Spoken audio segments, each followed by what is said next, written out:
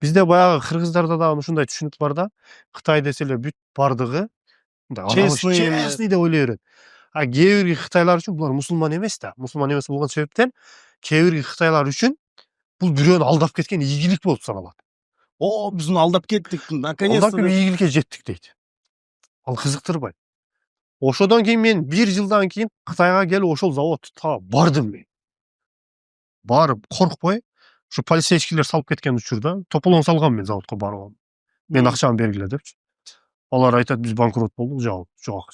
Мен акчамы бергиле деп экөөбүз урушуп кетип атпайбызбы кытайлар менен? Кытайга учуп барыпсыздар Учуп сонда. барып, издеп, барганбы урушуп кеткенбиз экөөбүз. Эми кол тийгизген эмеспиз. Полицейскийлер келди, келип не болду деди. Мен ал мезгилде кытайча сүйлөсөм, жанагы полицейскийлер ишенбей, сен иностранцсыңбы депчи. Сүйлөшүп атсакчы. Сен кытайлык окшойсуң бияка, кытайлык кыргыз окшойсуң, бирөөсү окшойсуң деп. Кытай тилин каяктан үйрөнүп алдың депчи.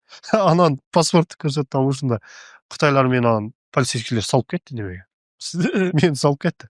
Барып анан заявление жаздырдым ошол жерде. Кытайларды полностью жаздым да ушунча акчага алдангамды. Бирок анын чечи кыйын экен. Бул жакта мындай аз суммаларды карабай турбайбы Кытайдачы. Жөн эле жаздырдым да алас тукпайт экен мындайча айтканда. Мындайча айтканда Кытайлар менен ушундай окуя болсо чече албайсың.